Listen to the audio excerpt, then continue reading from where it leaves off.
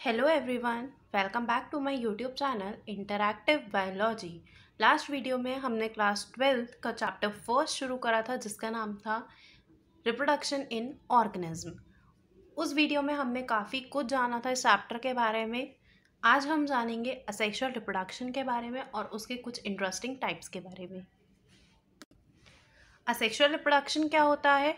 Asexual reproduction uniparental होता है। इसमें गैमीट्स का फॉर्मेशन अभी तक जो हमने पढ़ा था उसमें था कि नहीं होता है, लेकिन आपकी क्लास 12th में है कि असेक्सुअल रिप्रोडक्शन में गैमीट्स का फॉर्मेशन हो भी सकता है और नहीं भी हो सकता है।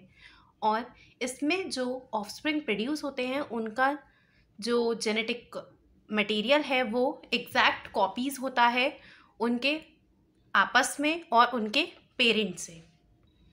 आइए जानते हैं असेक्सुअल रिप्रोडक्शन यूनिपेरेंटल विद और विदाउट गैमीट फॉर्मेशन। इसमें गैमीट फॉर्मेशन हो भी सकता है और नहीं भी हो सकता है। फिर है ऑफस्प्रिंग आर एग्जैक्ट कॉपीज और क्लोन्स। आइए हमने अब एक नया वर्ड जाना है, क्लोन्स। अभी हम जानेंगे कि ये क्लोन्स होता क्या है। Clones of each other and their parents, वो आपस में भी एग्जैक्ट कॉपीज़ होते हैं और अपने पेरेंट्स के भी एग्जैक्ट कॉपीज़ होते हैं, जैसा कि मैंने अभी आपको बताया था। अब हम जानेंगे कि क्लोन क्या होता है। Clones morphologically and genetically similar organism होते हैं। Morphologically and genetically similar organism को हम क्या कहते हैं? क्लोन्स कहते हैं। मॉर्फोलॉजिकली का मतलब क्या होता है? वो दिखने में भी एक जैसे होते हैं। और जेनेटिकली मतलब क्या होता है? जेनेटिकली का मतलब होता है कि उनका जो जेनेटिक मटेरियल होता है वो भी सेम होता है। अब हमारा नेक्स्ट टॉपिक है टाइप्स ऑफ असेक्सुअल रिप्रोडक्शन। आइए जानते हैं। There are 6 types of asexual reproduction. First fusion, second fragmentation, third budding, fourth regeneration, fifth spore formation and sixth vegetative propagation। अब हम जानेंगे फिजन क्या होता है। फिजन में जो पेरेंट सेल होता है वो 2 या 2 से ज़्यादा डॉटर सेल्स में डिवाइड कर जाता है। Fission the splitting of parent cell into 2 और मोर डॉटर सेल्स। जैसा कि मैंने आपको बताया, जो पेरेंटल सेल्स होते हैं वो 2 और मोर डॉटर सेल्स में स्प्लिट कर जाती हैं। फिजन 2 तरह का होता है। First binary fission and second multiple fission. Binary fission में क्या होता है? जो पेरेंटल सेल होते हैं वो डिवाइड कर जाते हैं इक्वल डॉटर सेल्स में। ठीक है, इसमें डिवाइड कर जाते हैं 2 इक्वल डॉटर सेल्स में। फिर उसके बाद each of them grows into adult, यानी कि हर एक डॉटर सेल जो होती है वो एडल्ट में ग्रो कर जाती है। Splitting of parent cell into 2 equal daughter cells and each of them grows into adult. उसके बाद क्या होता है? हर एक डॉटर सेल किस में कन्वर्ट हो जाती है? एडल्ट में कन्वर्ट हो जाती है। जैसे कि आप इस डायग्राम में देख भी सकते हैं। सबसे पहले ये एक सेल है, इसका ये न्यूक्लियस है। Nucleus in the starting, very starting elongate होना शुरू हुआ, फिर न्यूक्लियस डिवाइड हो गया। डिवीजन ऑफ न्यूक्लियस को हम क्या कहते हैं? कैरियोकाइनेसिस।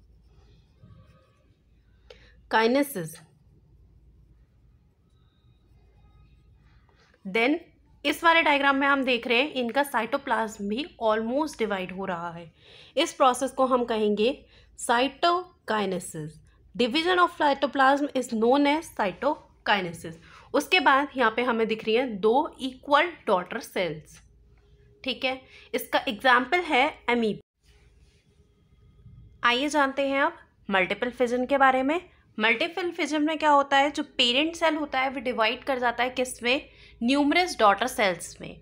उसके बाद क्या होता है? हर एक डॉटर सेल किस में ग्रो कर जाती है? एडल्ट में ग्रो कर जाती है। इसका एग्जाम्पल है प्लाज्मोडियम। आइए इसकी डेफिनेशन पढ़ते हैं। Splitting of parent cell into numerous daughter cell each of which grows into adult. हर एक किस में ग्रो कर जाती है? एडल्ट में ग्रो कर जाती है। आइए अब हम इसे डायग्राम से जानते हैं। सबसे पहले ये एक सेल था, इसमें साइटोप्लाज्म है और न्यूक्लियस है। फिर उसके बाद इसमें एक सिस्ट बननी शुरू हुई। What is the cyst? Cyst is the cavity, ठीक है। The cavity is formed inside the cell in which the nuclei start dividing, ठीक है। इसमें क्या होता है, न्यूक्लियाई डिवाइड होने शुरू हो जाती हैं और बहुत सारी डॉटर सेल्स प्रोड्यूस हो जाती हैं। फिर उसके बाद जब फेवरेबल कंडीशन आती है तो क्या होता है, ये सेल बस्ट कर जाता है और जितनी भी डॉटर सेल्स होती हैं वो क्या होती हैं, इससे रिलीज हो जाती हैं। ये किसका डायग्राम था? ये था हमारा मल्टीपल फिजन का डायग्राम। आइए अब हमारा नेक्स्ट है टाइप ऑफ सेक्सुअल रिप्रोडक्शन में फ्रेगमेंटेशन। फ्रेगमेंटेशन में क्या होता है, जो पेरेंटल बॉडी होती है वो ब्रेक डाउन करती है 2 और मोर फ्रेगमेंट में। उसके बाद हर एक फ्रेगमेंट जो है एक न्यू इंडिविजुअल में ग्रो कर जाता है। आइए इसकी डेफिनेशन पढ़ते हैं। Parent body breaks down into 2 और मोर फ्रेगमेंट्स। 2 और मोर फ्रेगमेंट्स में इसकी बॉडी जो है वो डिवाइड कर जाती है। उसके बाद हर एक फ्रेगमेंट यानी each fragment grows into new individual. हर एक फ्रेगमेंट न्यू इंडिविजुअल में ग्रो कर जाता है। इसका एग्जाम्पल है स्पायरोगायरम, जैसे कि आप डायग्राम में देख भी सकते हैं।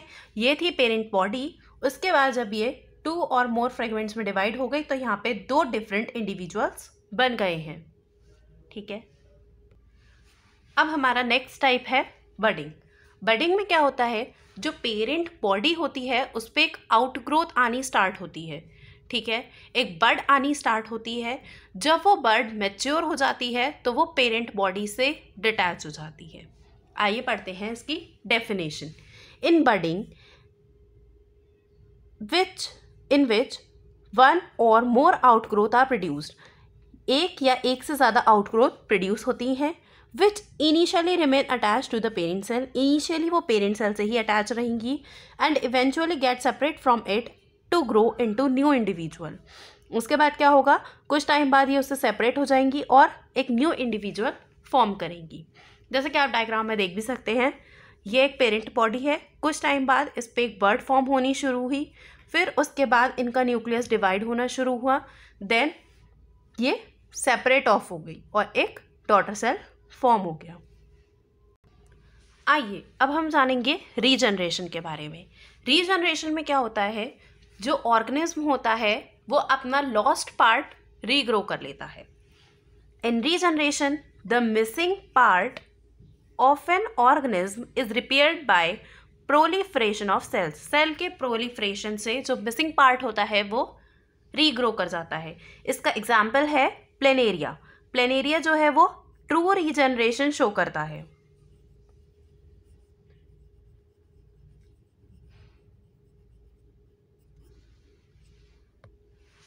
अब हमारा जो नेक्स्ट टाइप है वो है स्पोर फॉर्मेशन। आइए जानते हैं स्पोर फॉर्मेशन में क्या होता है। स्पोर फॉर्मेशन में माइन्यूट सिंगल सेल जो स्पोर्स होते हैं वो प्रोड्यूस होते हैं। वो थिक भी हो सकते हैं और थिन भी हो सकती हैं उनकी सेल वॉल, ठीक है। उसके बाद क्या होता है, जब विंड करंट्स के साथ ये स्पोर्स जो हैं वो डिस्पर्स्ड हो जाते हैं और न्यू इंडिविजुअल में ग्रो कर जाते हैं। Spores are minute single cell thin और थिक वॉल प्रोपेग्यूल्स, ठीक है। क्या होते हैं, जैसा कि मैंने अभी आपको बताया, माइन्यूट सिंगल सेल्ड थिन और थिक वॉल प्रोपेग्यूल्स होते हैं। They also form new individuals. बाकियों की तरह ये भी क्या करते हैं, न्यू इंडिविजुअल फॉर्म कर लेते हैं। अब इसमें वेरियस टाइप्स हैं। सबसे पहले जो हमारे पास टाइप है वो है ज़ूस्पोर्स। ज़ूस्पोर्स में क्या होता है, आइए जानते हैं। इसमें जो ज़ूस्पोर्स होते हैं वो पेरेंटल बॉडी के ही अंदर प्रोड्यूस होते हैं, ठीक है। उसके बाद इनके पास 2 और मोर फ्लैजेला होता है। फ्लैजेला होने का मतलब क्या है कि ये मोबिलिटी शो करते हैं, मीन्स दे आर मोटाइल, ठीक है। उसके बाद क्या होता है, जब इनकी भी सेम बात कि जब फेवरेबल कंडीशन आएगी तो ये डिस्पर्स्ड हो जाएंगे। ज़ूस्पोर्स में पढ़ते हैं, these are endogenously produced unicellular naked and motile spores. motile spores हैं, इसका मतलब क्या है? with one or two flagella, एक या एक से ज़्यादा फ्लैजलाज होते हैं इसके पास. इसका एग्जाम्पल है क्लेमाइडोमोनास. ओके, नेक्स्ट है कोनिडिया. कोनिडिया में नॉन मोटाइल स्पोर्स प्रोड्यूस होते हैं. ठीक है, ये स्पोर्स कैसे होते हैं? या तो सिंगल होते हैं या फिर चेन्स में होते हैं. और प्रोड्यूस कहाँ होते हैं ये स्पोर्स? स्पेशल हाइफे एक स्ट्रक्चर होती है जिसे हम कोनिडियोफोर कहते हैं, ये वहाँ पे प्रोड्यूस होते हैं. ठीक है, इसका एग्जाम्पल है पेनिसिलियम. ओके, अब हम जानते हैं जेम्यूल्स के बारे में. जेम्यूल्स क्या होती हैं? इंटरनल असेक्सुअल रिप्रोडक्टिव यूनिट्स होती हैं, जिन्हें हम बर्ड्स भी कह सकते हैं. इन्हें हम क्या कहते हैं? जेम्यूल्स कहते हैं. जेम्यूल्स हमें कहाँ दिखती हैं? स्पॉन्जेस में दिखती हैं. ठीक है, इसमें क्या होता है? पेरेंटल बॉडी में ढेर सारी बर्ड्स बनती रहती हैं और उसके बाद वो रिलीज हो जाती हैं जब उनका जर्मिनेशन होना होता है. आइए अब हम इसका डायग्राम देखते हैं. ये जो डायग्राम आप देख रहे हैं ये है जूस्पोर ऑफ क्लेमाइडोमोनास. इसमें क्या है? देखिए, ये पेरेंटल बॉडी है, इसके अंदर स्पोर्स बनने हैं और इन पे क्या है? फ्लैजला है. उसके बाद जब फेवरेबल कंडीशन आई तो ये पेरेंट बॉडी बर्स्ट हो गई और उसके बाद ये जो सेल्स हैं वो इससे मूव आउट कर जाएंगे. नाउ अब हम डायग्राम देख रहे हैं कोनिडिया ऑफ पेनिसिलियम. इसमें क्या है?